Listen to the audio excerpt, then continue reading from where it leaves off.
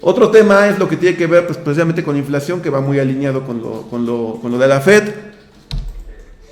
El tema es que, o sea, el mercado lo que le asusta es que pues toda esta reactivación económica está provocando pues una subida en precios al consumidor, en confianza al consumidor, las acciones han repuntado, las empresas han repuntado fuertemente, y sobre todo ahorita con este incremento en las tasas de vacunación que van muy agresivos en Estados Unidos. Pues lo que le preocupa al mercado es que la inflación suba más de lo esperado y salga de control, digamos, la economía se sobrecaliente, y entonces la Fed, para poder controlar la inflación, tenga que subir anticipadamente las tasas de interés, y eso provoque pues que se caiga el mercado, porque sabemos que está sobrevaluado. Entonces, cuando se empiezan a dar eventos donde se espera que que la inflación suba y por consiguiente la tasa de interés, el mercado se pone nervioso.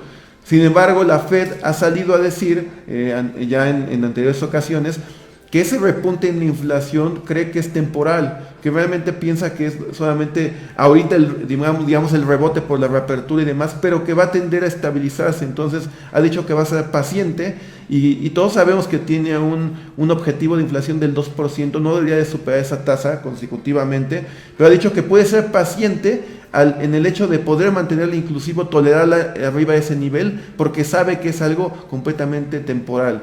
Entonces, este juego de que si el mercado le cree o no le cree a la Fed es lo que provoca todo este vaivén entre las growth stocks, o sea, las empresas o las acciones que son como de crecimiento, como más cíclicas, contra las de momentum o las tecnológicas, por ejemplo, que son las empresas que tienen valuaciones más altas, más estiradas, y con una pequeña subida en tasas, pues las valuaciones se verían muy afectadas y tendrían una caída, ¿no? Entonces, vean lo que ha sucedido en abril. El dato de abril de inflación subió 4.2%, se dio en mayo el dato de inflación. Entonces, lo que les digo, lo natural fue lo que pasó. El Nasdaq se cayó 2.7 en un día porque dijeron, no, la inflación repuntó brutalmente, entonces quiere decir que van a subir la tasa de interés. Entonces el sector que está más estirado es el tecnológico, entonces lo tiramos, se cayó. El rendimiento de los bonos subió, la tasa de interés de los bonos, el rendimiento de los bonos a 10 años subió 4.37, es decir, llegó a 1.7% la tasa de rendimiento de los bonos a 10 años.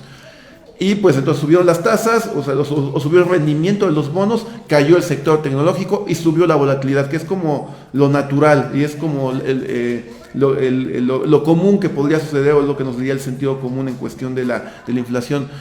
Pero lo que ya no cuadra es lo que pasó en este mes. Cuando se dio el dato de la inflación de mayo, en este mes de junio, también fue superior a lo que se esperaba. Miren, se esperaba que subiera 4.6 el dato del índice de precios al consumidor, y subió 5%, es decir, subió más de lo esperado. Entonces, lo que tenía que pasar era que nuevamente se viera afectado el sector tecnológico, nuevamente subir el rendimiento de los bonos a 10 años, y pues nuevamente la volatilidad arriba. Pero fíjense, lo que pasó lo opuesto. Lo que sucedió fue que castigaron a las industriales, que normalmente son las que han subido cuando se espera que la tasa de interés suba, y subieron las tecnológicas, subió el Nasdaq, subió 1%, y por el otro lado el rendimiento de los bonos, en lugar de subir, bajó 4.6%, y llegó a 1.4 el rendimiento de los bonos. Estaba en 1.7 en mayo, y ya para junio 1.4. Ahorita lo tenemos debajo nuevamente de 1.5, está por 1.4% igual, y la volatilidad cayó. Entonces ya no tiene lógica con lo que debería de pasar, lo cual podría dar indicio a que el mercado efectivamente sí crea que esta inflación no va a ser un problema en el mediano plazo. O sea, sí crea que este repunte es realmente temporal, como lo ha dicho en varias ocasiones la Fed. Y vean el desempeño desde mayo, desde que fue el primer dato donde la expectativa inflacionaria fue mayor a la esperada. Pues vean los diferentes sectores, vean el XLK, que es la tecnología, y todo lo que tiene que ver, principalmente está más marcado cuando tú graficas la tecnología contra los bancos, porque los bancos, pues, evidentemente al subir las tasas le ayuda a su negocio central, que es el préstamo y demás. Entonces, son los que se habían subido, habían tenido un rally muy importante todos los bancos cuando los datos de inflación empezaban a subir más de lo esperado, y al contrario las tecnológicas. Pero vean, en esta ocasión, a partir de mayo, que empezó este repunte en inflación, vean, la caída en las tecnológicas realmente fue de corto plazo, fueron unos días nada más, y después empezó a repuntar. Vean, esta es la naranja, repuntó, ha subido 5.4% desde mayo.